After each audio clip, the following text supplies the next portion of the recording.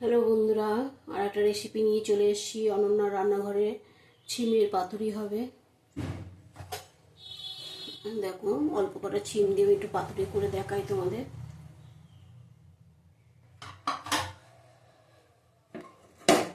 কড়াই বসিয়ে দিয়েছি।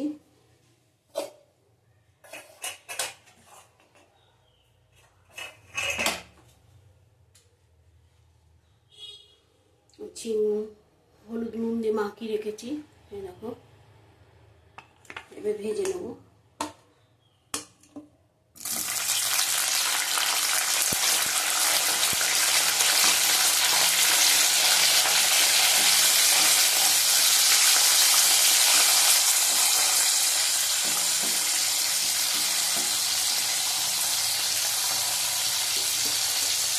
সবকটা দিয়ে দেবো।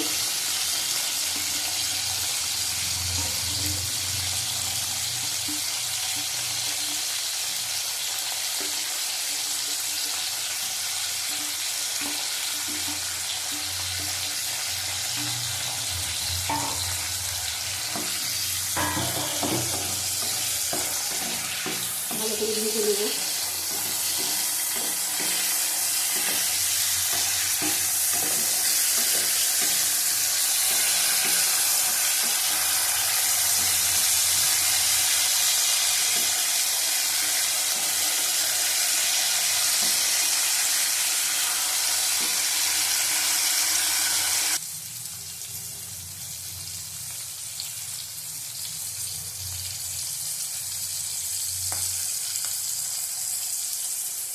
দেখো, ভাজা হয়ে গেছে। এক পিসটা উল্টে দেবো।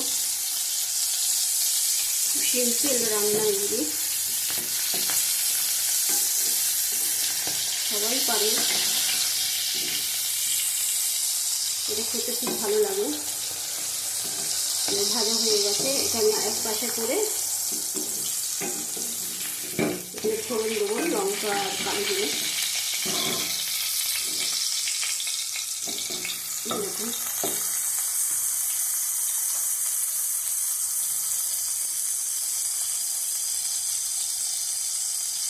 কালো জিরে দিলাম।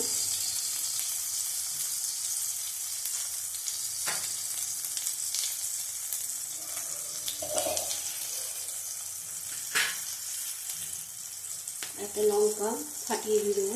একটা লঙ্কা দিয়ে দিলাম ফাটিয়ে।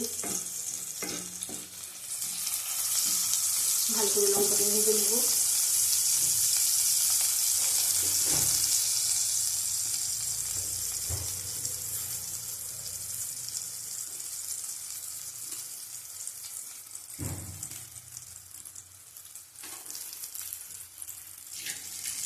দেখো, ভাজা হয়ে গেছে লঙ্কাটা। একটা টমেটো ভেজে দিলাম। আর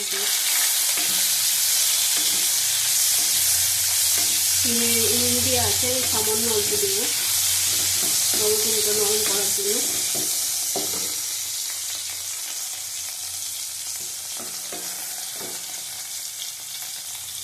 অল্প নুন দিলাম।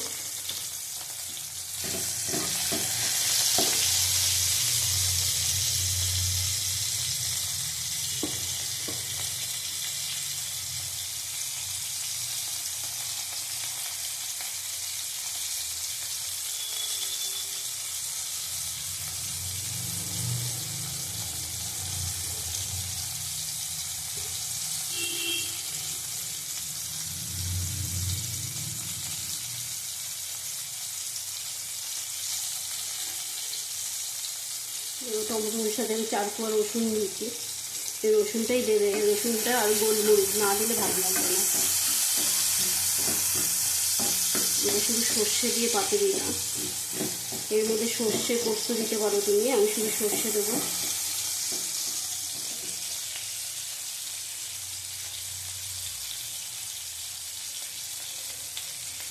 হলুদের গুঁড়ো দিলাম।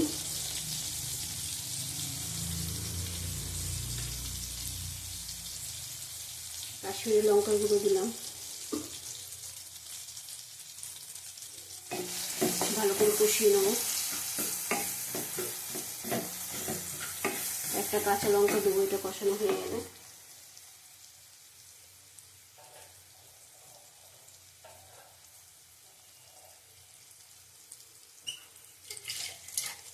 এবার দুটো কাঁচা লঙ্কা নিয়ে নিচেই ফাটিয়ে দেবো।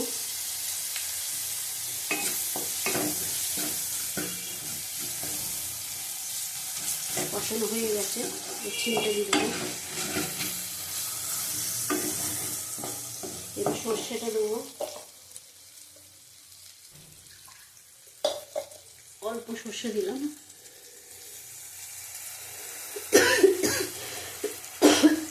এটা ফেলে দিলাম।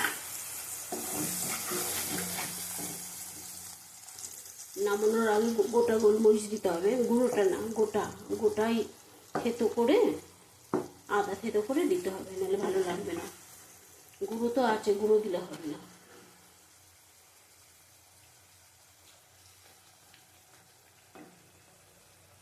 সামান্য একটু চিনি দেবো, অল্প একটু চিনি দিলাম স্বাদ আনার জন্য।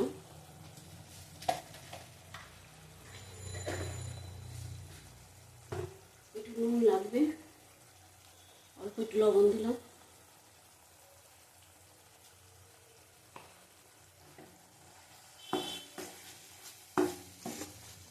এটা ঢেকে দেবো, আস্তে আস্তে হবে। এই দেখো গোলমরিচ আমি গুঁড়ো করে নিয়েছি আদা থেতো, এটাতে আর রসুনের স্বাদ আসবে। এটা কিছুক্ষণ ঢাকা দিয়ে রাখবো, একদম শুকনো হবে এটা।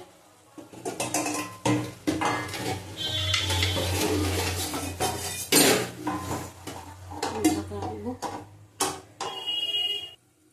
দেখো হয়ে গেছে আমার এটা।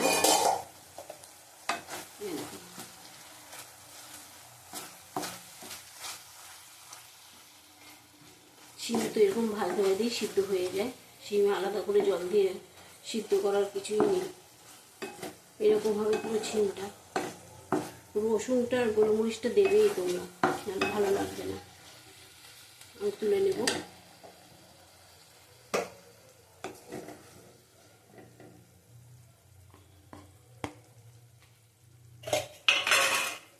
তুলে তোমাদের দেখাচ্ছি, দেখো এই তেলটাই মেন, তেলটাই খেতে ভালো লাগে। ভাত দিয়ে মেখে খাবে, খুব ভালো লাগে খেতে।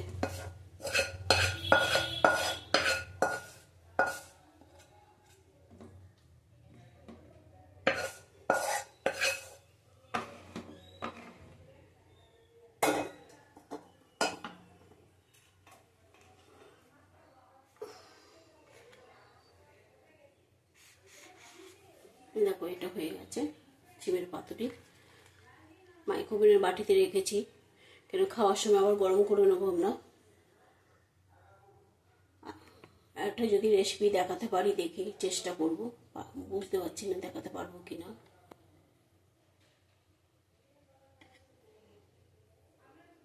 এখনকার মতো রাখছি।